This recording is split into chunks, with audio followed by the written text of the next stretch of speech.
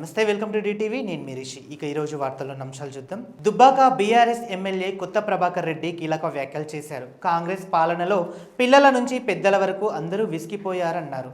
తెలంగాణలో కాంగ్రెస్ గ్రాఫ్ పడిపోయిందన్నారు. Real estate కుప్పకూలిందన్నారు. వ్యాపారాలు, బిల్డర్లు కాంగ్రెస్ ప్రభుత్వాన్ని కూలగొట్టడానికి ప్లాన్ చేస్తుందన్నారు. అవసరమైతే ఎమ్మెల్యేలను కొనడానికి కూడా సిద్ధంగా ఉన్నారని ఆయన స్పష్టం చేశారు. ఆంధ్రప్రదేశ్లోని జాతీయ ఎస్సీ కమిషన్ నుంచి వర్గీకరణ డాక్యుమెంట్ రాష్ట్ర ప్రభుత్వానికి చేరింది. దీనిపై ఇవాళ మంత్రివర్గ సమావేశంలో చర్చించనున్నారు. 5 రోజుల్లో ఆర్డినెన్స్ విడుదల చేసి ఆ తర్వాత 3 రోజుల్లో మార్గదర్శకాలను వెల్లడించేందుకు ప్రభుత్వం కసరత్తులు చేస్తుంది. వచ్చే వారంలో విద్యాశాఖ మెగా డిఎస్సి నోటిఫికేషన్ రిలీజ్ చేసే అవకాశం ఉన్నట్లు తెలుస్తుంది. జూన్ నాటికి 16,347 టీచర్ పోస్టులను భర్తీ చేయనున్నారు సీఎం చంద్రబాబు నాయుడు గారు.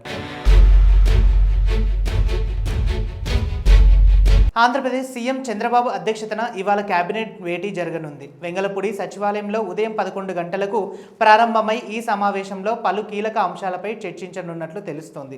రాజధాని అమరావతి, సిఆర్డీఏ, నూతన అసెంబ్లీ, హైకోర్టు భవనాల నిర్మాణాలకు అవసరమైన నిధులు సమీకరణపై చర్చిస్తారని సమాచారం. అలాగే సిఆర్డీఏ 46వ అథారిటీలో ఆమోదించిన అంశాలన్నింటికీ మంత్రి మండలి గ్రీన్ సిగ్నల్ ఇచ్చే అవకాశం కనిపిస్తుంది.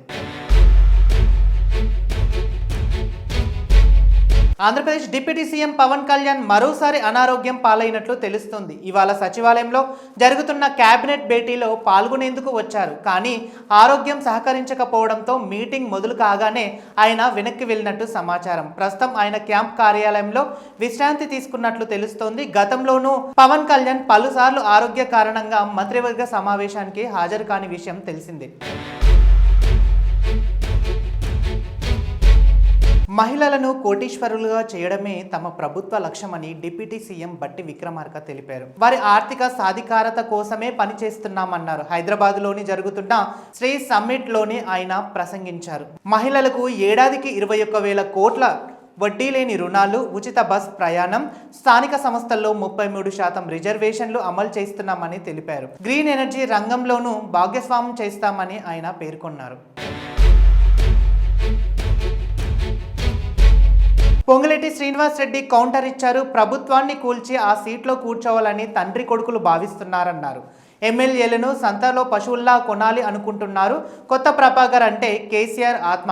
కేసీఆర్ మాటలనే ప్రభాకర్ చెప్పారు. ధరణితో బీఆర్ఎస్ వారి తొత్తులకు అక్రమంగా ఇచ్చిన భూములను వెనక్కి తీసుకుంటున్నామని వారు భయపడుతున్నారని ఆయన ఫైర్ అయ్యారు. సీఎం రేవంత్ రెడ్డి జపాన్ పర్యటనకు వెళ్లనున్నారు. రేపటి నుంచి 22 వరకు 8 రోజుల పాటు ఆయన పర్యటన కొనసాగుతుంది. సీఎం వెంట మంత్రి శ్రీధర్ బాబు, ఉన్నత అధికారులు వెళ్లనున్నారు. Tokyo, Osaka, Hiroshima, Mount Fuji నగరాలలో సీఎం పర్యటిస్తారు. పెట్టుబడుల కోసం ఆ దేశంలోని ప్రముఖ సంస్థల పారిశ్రామికవేత్తతో సీఎం బృందం సమావేశం కానుంది.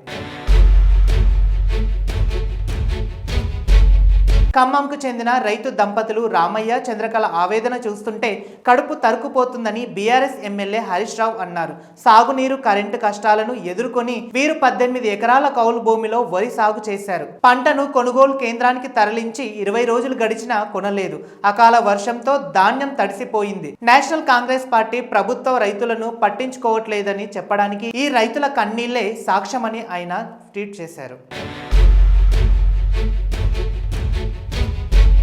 తెలంగాణలోని సీఎం రేవంత్ రెడ్డి అధ్యక్షతన శంషాబాద్లో నోవా హోటల్లో సిఎల్పి మీటింగ్ ప్రారంభమైంది. డిప్యూటీ సీఎం బట్టి విక్రమార్కతో సహా మంత్రులు, ఎమ్మెల్యేలు, ఎమ్మెల్సీలు హాజరయ్యారు. ఎస్సీ వర్గీకరణపై చర్చిస్తున్నారు. భూభారతి, సన్న బియ్యం పంపిణీ, ఇందిరమ్మ ఇళ్లపై ప్రజలకు అవగాహన కల్పించేలా సీఎం దిశానిర్దేశాలు చేస్తున్నారు. అయితే ఈ మీటింగ్లో వివేక్ రాజగోపాల్ రెడ్డి హాజరయ్యారు.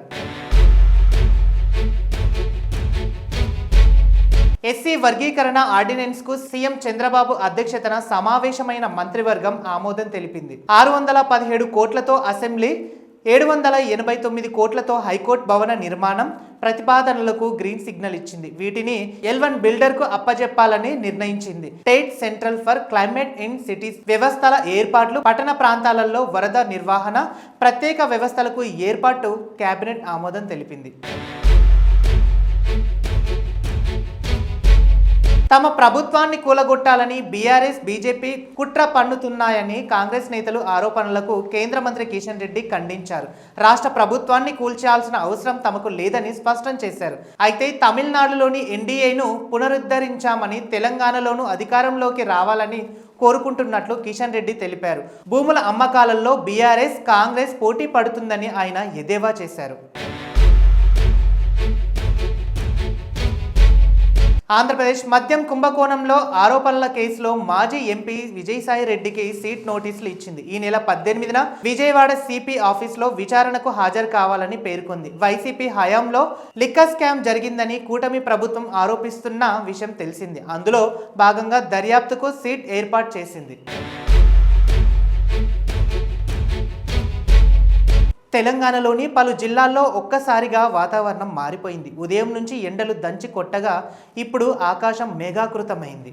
హైదరాబాద్లోని గచ్చిబౌలి, పటాన్ చెరువు, కొండాపూర్, హైటెక్ సిటీ, మియాపూర్, లింగంపల్లి తదితర ప్రాంతాల్లో వర్షం మొదలైంది. వికారాబాద్, సంగారెడ్డి, నాగర్ కర్నూల్, మెదక్, రంగారెడ్డి, యాదాద్రి తదితర జిల్లాల్లో వర్షం కురిసే అవకాశం ఉందని తెలంగాణ వాతావరణ కేంద్రం వెల్లడించింది.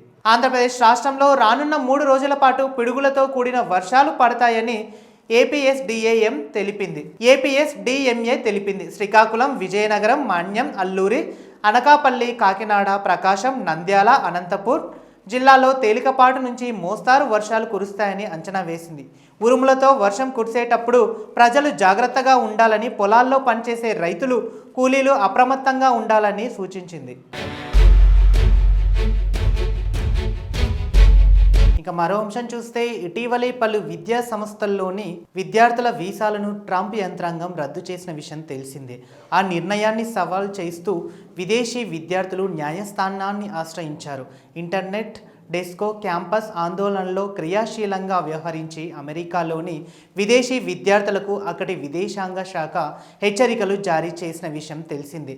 కేవలం ఆందోళనలో పాల్గొన్న వారికే కాకుండా అక్కడి దృశ్యాలను, జాతి వ్యతిరేక సందేశాలను సామాజిక మాధ్యమంలో షేర్ చేసిన వారిని స్వచ్ఛందంగా దేశం విడిచి వెళ్ళిపోవాలంటూ తొలుత అధికారులు వారికి ఈమెయిల్ పంపారు. తాజాగా ట్రంప్ యంత్రాంగం పలు యూనివర్సిటీలోని విద్యార్థుల వీసాలను రద్దు చేసింది. విదేశాంగ శాఖ తీసుకున్న ఈ నిర్ణయాన్ని సవాల్ చేస్తూ విదేశీ విద్యార్థులు న్యాయస్థానాన్ని ఆశ్రయించారు. అకస్మాత్తుగా వీసాలు రద్దు చేయడంతో తమ చదువులు కొనసాగించలేకపోతున్నామని, తమ భవిష్యత్తు ప్రమాదంలో పడుతుందని ఆందోళన వ్యక్తం చేశారు. హార్వర్డ్, స్టాన్ఫోర్డ్ వంటి ప్రైవేట్ విశ్వవిద్యాలయాల్లో సహా మెరీల్యాండ్, ఓహియో స్టేట్ వంటి ప్రఖ్యాత ప్రభుత్వ విశ్వవిద్యాలయాల్లోనూ విద్యను అభ్యసిస్తున్న విదేశీ విద్యార్థులు వీరిలో ఉన్నారు. ఇది ఇవాల్టి బులెటిన్ న్యూస్. చూస్తూనే ఉండండి DTV.